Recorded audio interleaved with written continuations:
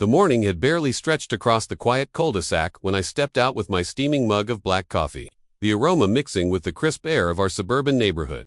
My little ritual was simple: sit in the rocking chair on my front porch, watch the sunrise filter through the oak trees, and enjoy a few moments of calm before the chaos of the day. But peace never lasted long around here, not with the HOA breathing down everyone's neck. It wasn't the HOA as a whole that made life miserable, it was one woman in particular. Her name was Karen, though she fit the stereotype so perfectly that I often wondered if she'd legally changed her name just to lean into her personality. She wasn't just on the HOA board, she was the board's self-appointed dictator, self-styled enforcer, with a clipboard that seemed surgically attached to her arm. That morning, I'd barely taken my second sip when I heard the familiar sound of her sandals slapping against the concrete sidewalk. She marched toward me with narrowed eyes, her lips already curled into that smug smirk that usually meant she was about to ruin someone's day. "Excuse me," she said, loud enough for the neighbors across the street to hear. "Do you realize you're in violation of community guidelines?" I blinked at her, unsure whether I'd heard her correctly. "For what?" I asked, raising my mug halfway in a gesture that was equal parts greeting and confusion. She jabbed her finger at the cup as if I were holding a weapon instead of caffeine. "That," she said, "drinking coffee in your front yard. Against the rules. I'll be issuing you a fine." I almost choked on my drink, not because of the coffee, but because of the absurdity. "You're telling me I can't drink coffee on my own porch?" I said, my voice somewhere between disbelief and laughter. But Karen didn't laugh. She scribbled something down on her clipboard with the gravity of someone documenting a federal crime. "The bylaws are clear. Beverages of any kind are not to be consumed in front-facing areas of the property. It lowers the community standard." She said it like she was reciting scripture, as though community standard were carved into stone tablets. My neighbors peered out their windows, some smirking, others shaking their heads, because everyone had their own Karen story. But this time, I knew she'd picked the wrong person to mess with. The more I thought about what had just happened, the more surreal it became. A fine for coffee, on my porch. I went back inside, still holding the mug as though I needed proof of my supposed crime. My wife Sarah looked up from the kitchen table, eyebrows raised. "Why do you look like someone told you the earth is flat?" she asked. I set the mug down a little harder than I meant to. "Karen says I can't drink coffee outside. She's fining me for it." Sarah laughed at first, an honest belly laugh that rolled out of her before she realized I wasn't joking. "Oh my God," she said, covering her mouth, "she's finally lost it." But then her face hardened. "Wait, she's really going to fine you?" I held up the yellow slip she'd shoved into my hand, complete with an official HOA letterhead. $200. $200 for the high crime of enjoying a beverage where the sun could see me. That night, I dug out the HOA bylaws, a binder so thick it could stop a bullet, and flipped through page after page of mind-numbing legalese. Most of it was ridiculous rules about grass height, holiday decorations, what shade of beige you were allowed to paint your shutters, but nowhere did it mention coffee, or beverages, or anything even close. The only line Karen could possibly be twisting was about activities that diminished the aesthetic harmony of the neighborhood. But even that was a stretch. Unless she thought a grown man holding a travel mug was somehow an eyesore. The next day, I decided I wasn't going to let it slide. I brought my mug outside again, this time sitting at a small table in the yard. Karen appeared within minutes, like a hawk spotting prey. "Another violation," she announced, her pen scratching furiously. "You just doubled your fine." Neighbors began trickling out, some with coffee cups of their own. Mike from 2 doors down brought a thermos and poured himself a cup right there on the sidewalk. Lisa, the single mom across the street, waved at me with her travel mug and called out, "Guess you'll have to fine me too, Karen."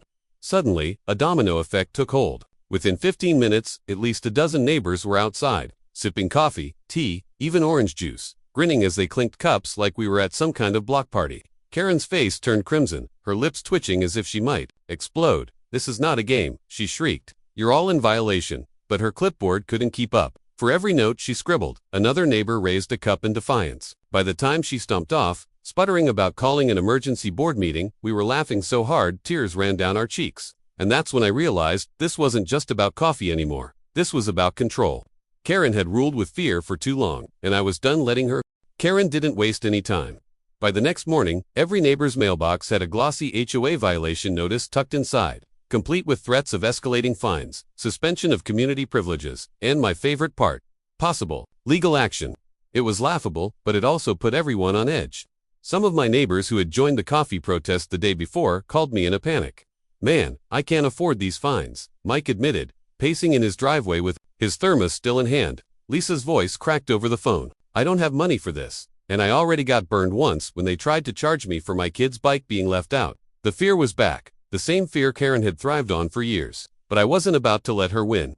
That evening, I invited everyone over to my front yard. Yes, coffee cups included, and laid out what I'd found in the bylaws. I showed them the exact wording, pointing out that Karen had twisted a vague clause into her own personal law. I told them about my plan to bring it up at the next HOA meeting, and not just to fight my own fine, but to challenge her abuse of power outright. We have two options, I said, looking around at the circle of worried but determined faces. We either pay her and let her keep running this neighborhood like a dictatorship, or we push back together. There was a pause. Then Sarah stepped up beside me, holding her mug high. I say, we push back. Cheers erupted. For the first time in years, people weren't whispering their complaints in kitchens or nodding along while Karen barked orders. They were united. By the time the HOA meeting rolled around, word had spread. The room was packed, standing room only, neighbors lining the walls. Karen sat at the head of the table like a queen guarding her throne, her stack of violation slips fanned out in front of her like weapons. Let's get this over with, she snapped, glaring at me. You're first on the agenda. Perfect. I stood, holding up my coffee mug like a flag. Ladies and gentlemen, I began. I've been accused of a crime. A crime so heinous, so outrageous, it threatens the very fabric of our community. Drinking coffee on my porch. A ripple of laughter rolled through the crowd. Karen slammed her hand down. This is not a joke. You're right, I said. It's not, because according to our bylaws, I flipped open the binder I'd brought. There is no rule against drinking coffee, or any beverage. Karen has been inventing violations and issuing fines that have no legal basis, and she's been doing it for years. Gasps filled the room. Karen's eyes darted around, looking for backup from the other board members, but even they seemed rattled. I pressed on. So I'm not just fighting my fine, I'm challenging her position. We deserve fair leadership, not a personal dictatorship. And if the board won't step in, then we'll hold a vote to replace her.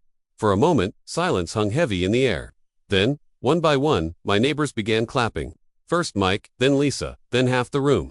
The sound grew louder, echoing off the community center walls, drowning out Karen's sputtering protests. That was the night the tide turned. Karen wasn't going to go quietly, but for the first time, she wasn't untouchable.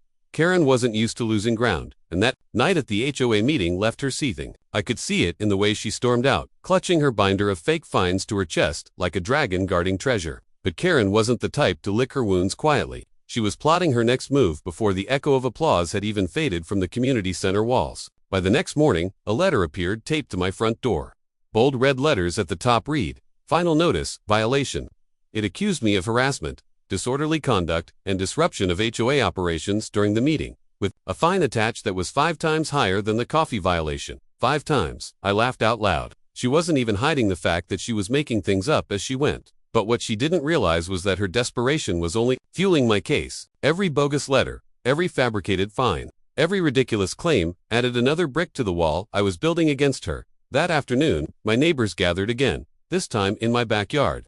People came armed, not with coffee mugs, but with their own HOA horror stories, printed emails, photos, letters, even receipts. Mike pulled out a crumpled letter demanding he remove a tree that had been on his property since before the neighborhood was built. Lisa had been fined for her son's basketball hoop, despite the bylaws clearly stating that portable equipment was allowed. Sarah revealed that Karen had tried to charge her $500 because her holiday wreath was too large and disruptive. One by one, the stories stacked up like a dam about to burst. It wasn't just me anymore, it was all of us, and we were ready to fight. The turning point came when I suggested we document everything and file a collective complaint with the state's HOA regulatory board. Karen could bully us individually, but she couldn't brush off dozens of residents with solid evidence. My neighbors agreed, and within days, we had a folder thick enough to make any lawyer's mouth water. The only problem, Karen caught wind of what we were planning. Suddenly, strange things started happening. Sarah's car was mysteriously towed from her own driveway. Even though no tickets had been issued, Mike received an anonymous tip that his backyard shed didn't meet community safety standards, followed by an inspector showing up at his door with a clipboard. And me, I woke up one morning to find my mailbox smashed in, the violation letter still fluttering inside. It was intimidation, classic Karen tactics turned up to 11, but instead of scaring us, it lit a fire. The community that had once tiptoed around her was now locking arms. Neighbors who barely spoke before were now strategizing together, trading documents, attending meetings, and standing watch for each other. Karen thought she was cracking us, but she was welding us into something stronger. I filed the formal complaint with the state, complete with dozens of signatures and a mountain of evidence. And just like that, the fight left the confines of our little neighborhood and became official. Karen had stirred the hornet's nest, and now she was about to find out what happens when the people she bullied for years finally strike back. The morning the state investigator showed up, the neighborhood felt different, tense, but buzzing with energy. A white sedan with government plates pulled into the cul-de-sac, and out stepped a man in a crisp suit holding a leather briefcase. Karen, of course, was already on her porch, pretending to water flowers that hadn't seen a drop of real water in weeks. She plastered on a smile and waved, but the investigator didn't even glance her way. He came straight to my house, folder in hand, and asked if he could review the evidence we had collected. Within minutes, half the neighborhood had gathered in my living room. Documents spread across my dining table, like we were building a case for a courtroom drama. The investigator didn't need much convincing. The sheer volume of bogus fines, petty harassment, and abuse of authority spoke for itself. Still, he promised a full inquiry, and when he walked out with our binder under his arm, Karen looked like someone had pulled the ground right out from beneath her feet. But she didn't go quietly. Karen tried one last, desperate play. She called an emergency HOA meeting that evening, clearly hoping to regain control before the state stepped in. We all showed up, shoulder to shoulder, ready for battle. She slammed her gavel on the table and launched into a tirade about community order and rogue residents undermining her leadership. Her voice cracked under the strain.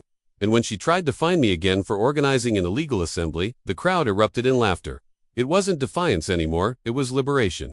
For the first time, Karen's power meant nothing. One of the board members, usually her lapdog, stood up and flat out said, "Enough, you've embarrassed this neighborhood for the last time."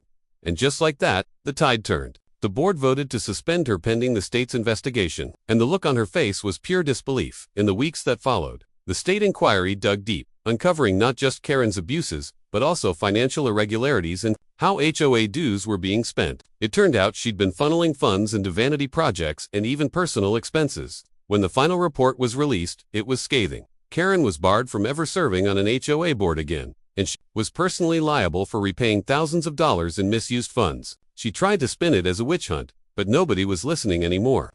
The same neighbors who once avoided eye contact with her were now openly celebrating her downfall. Coffee mugs in hand, sipping boldly in their front yards like a collective badge of honor.